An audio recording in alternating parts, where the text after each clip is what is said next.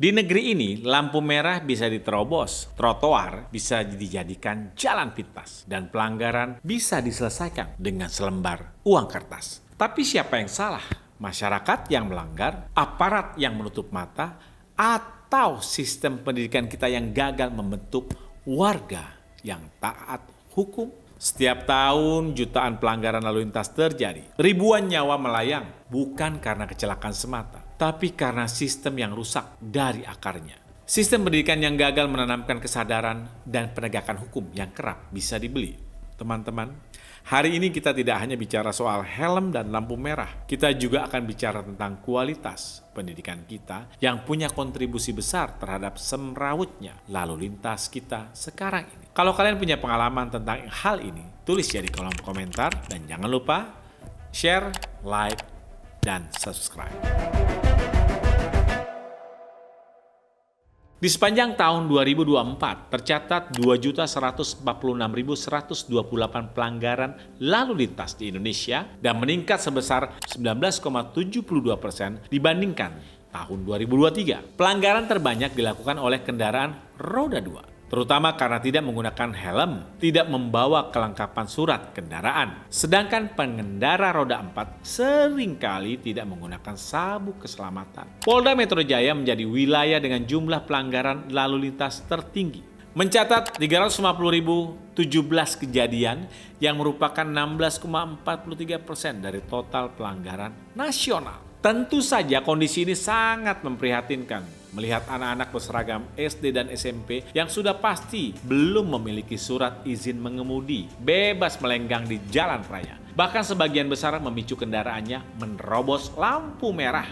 Lantas apa sih kaitannya dengan kualitas pendidikan kita? Tentu saja ada dan sangat berkaitan.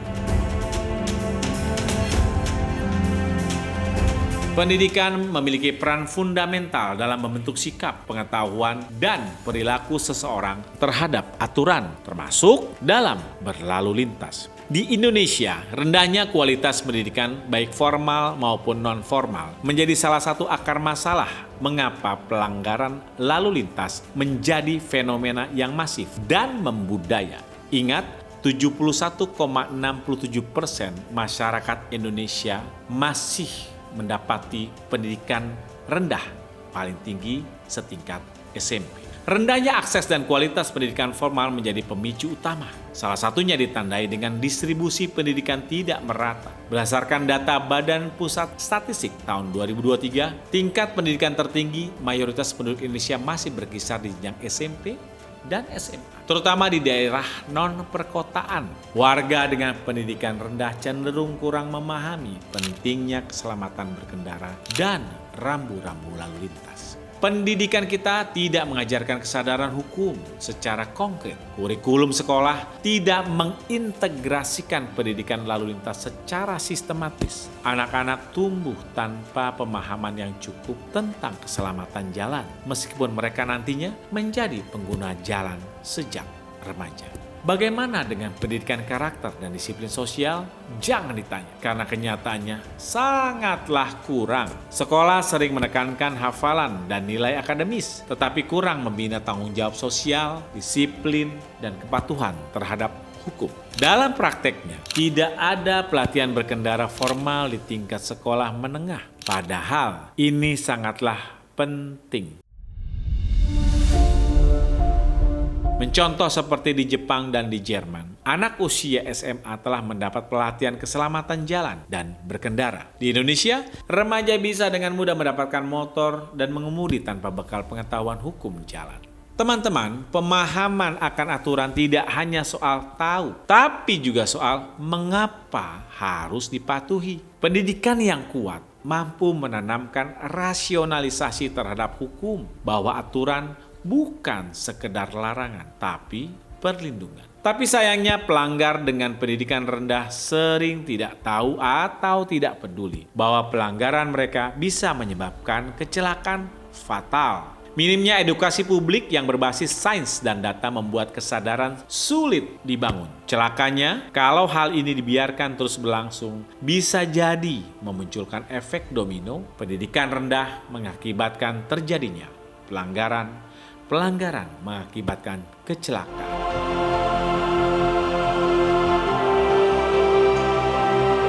Sangatlah penting disadari bahwa pelanggaran yang dilakukan secara berulang akan menciptakan pola budaya permisif. Kecelakaan lalu lintas menjadi penyumbang utama kematian usia produktif di Indonesia. WHO melaporkan bahwa Indonesia berada di peringkat atas untuk angka kecelakaan lalu lintas di Asia Tenggara. Kerugian akibat kecelakaan lalu lintas mencapai triliunan rupiah tiap tahun. Tentu saja faktor rendahnya kualitas pendidikan tidak berdiri sendiri sebagai penyebab masifnya pelanggaran lalu lintas. Penegakan hukum yang longgar dan koruptif oleh aparat menjadi sebab yang tak kalah memprihatinkan. Warga dengan tingkat pendidikan rendah cenderung tidak memahami hak dan kewajiban hukumnya secara utuh. Saat ditilang, mereka tidak mengetahui proses formal yang seharusnya dilalui, misalnya sidang dan pembayaran resmi. Celah inilah yang dimanfaatkan oleh oknum aparat. Kalau tidak mau repot, bayar di tempat saja.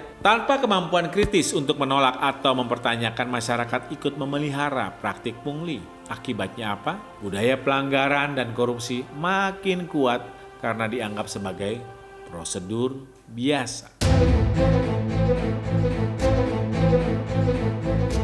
Bagi banyak pengendara, tilang bukan dinilai sebagai pelajaran, tapi justru hambatan. Mereka tidak memahami bahwa hukum dibuat untuk melindungi mereka. Sanksi hukum kehilangan daya edukatifnya jika pelanggar tidak mengerti nilai di baliknya. Lebih parah lagi, oknum aparat pun tidak merasa wajib menegakkan aturan secara tegas. Jika masyarakat selalu memilih jalan pintas, jadilah hukum sebagai alat untuk tawar-menawar, bukan sistem untuk mendidik. Pelanggaran lalu lintas di negeri tercinta ini bukan lagi soal tidak tahu aturan, tapi soal terbiasa melanggarnya. Semua ini bermula dari kualitas pendidikan yang belum menyentuh akar, pemahaman etika, tanggung jawab, dan kedisiplinan sosial. Saat warga tidak paham aturan dan aparat tidak menjunjung integritas, hukum kehilangan wibawa dan pelanggaran pun menjadi budaya.